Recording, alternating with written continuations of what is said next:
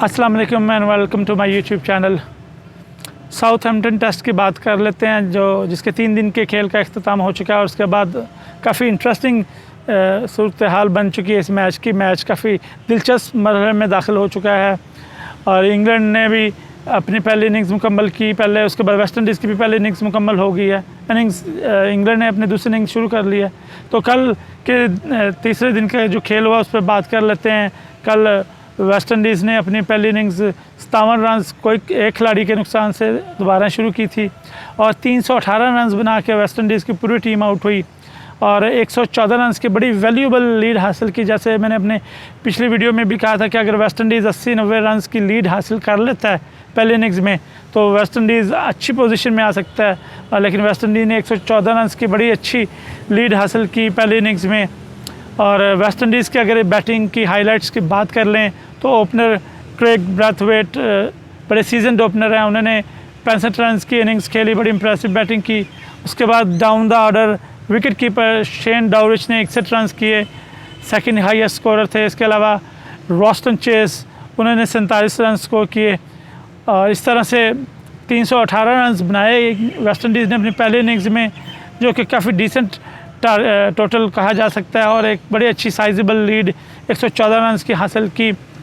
इसी तरह अगर हम इंग्लैंड की बॉलिंग पे थोड़ी सी बात कर लें तो इंग्लैंड के जो स्टैंड इन कैप्टन है बेन स्टोक्स, उन्होंने लीड फ्रॉम द फ्रंट किया और 4 खिलाड़ियों को आउट किया। तो डोमिनिक बेस्ट ने भी 2 विकेट हासिल किए, 2 ऑफ स्पिनिंग ऑलराउंडर हैं। इसके साथ जेम्स एंडरसन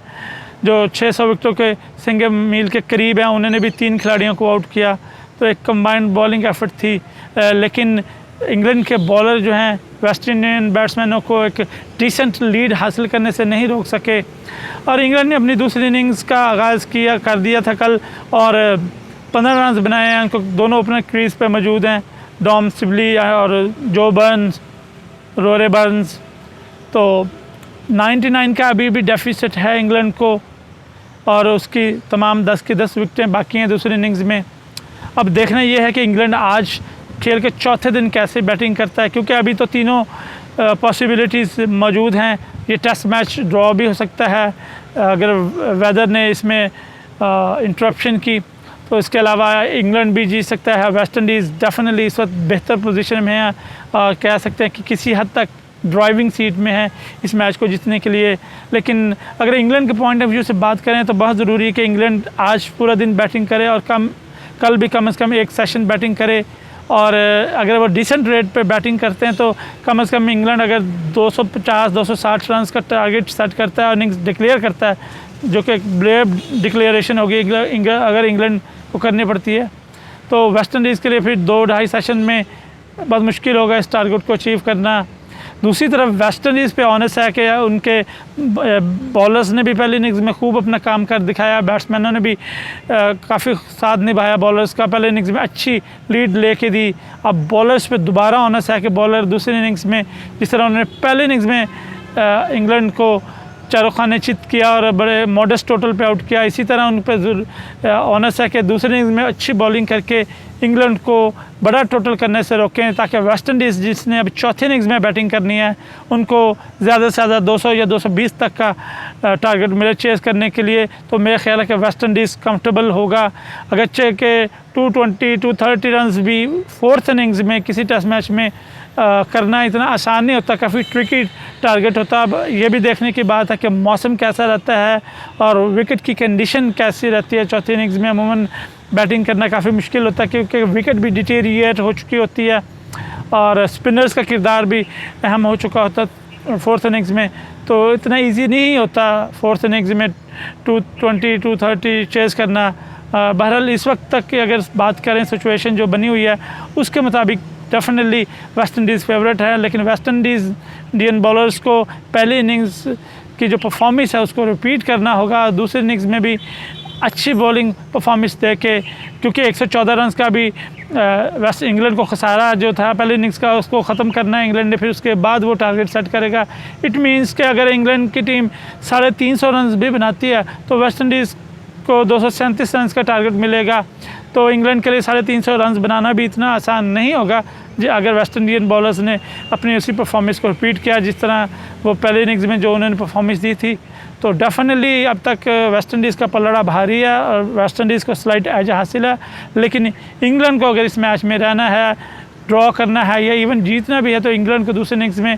अच्छी बैटिंग करनी होगी और थोड़े से बेहतर रेट पे बैटिंग करनी होगी, क्योंकि कल अगर देखा जाए तो 10 ओवर्स का खेल हुआ है कल इंग्लैंड की सेकंड इनिंग्स में, और उन्होंने 10 ओवर में सिर्फ 15 रन किए हैं, विकेट कोई नहीं गवाई उन्होंने, लेकिन काफ़ी स्लो और सीडेट बैटिंग की है। तो आज देखते हैं कि वो किस हिकमत अमली के साथ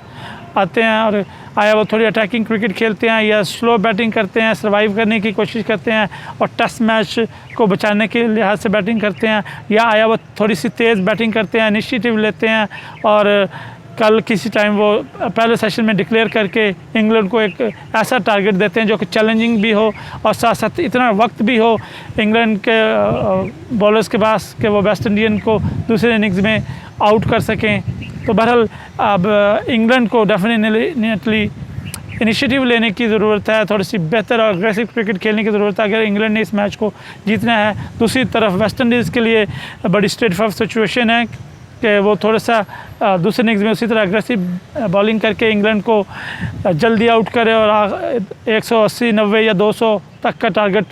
अगर वो उनको मिलता है तो West Indies definitely driving seat में होगा इस मैच को जीतने के लिए। तो आज जो चौथे दिन के खेल के बाद कल इंशाल्लाह मैं इस पे पोस्ट डे एनालिसिस करूंगा और मज़ीद सूरत हाल वादे हो चुकी होगी कि ये मैच किस जानिब बढ़ रहा है, किस टीम का पलड़ा भारी है या आया ये टेस्ट मैच ड्रॉ की तरफ जा रहा है, तो इंशाल्लाह इस पर बात होगी। तो इस वीडियो तक के लिए तो इतना ही, लेकिन जाने से पहले जो लोग मेरे चैनल पर नए हैं, पहली दफ़ा चैनल पर आए हैं, वो चैनल को ज़रूर सब्सक्राइब कर लें और साथ साथ वीडियो को लाइक और शेयर करना मत भूलें और वीडियो पसंद आने की सूरत में कमेंट भी कर दिया करें। तो मिलते हैं अगली वीडियो में, तब तक के लिए आप रखें अपना बहुत सारा ख्याल और मुझे दीजिए इजाज़त।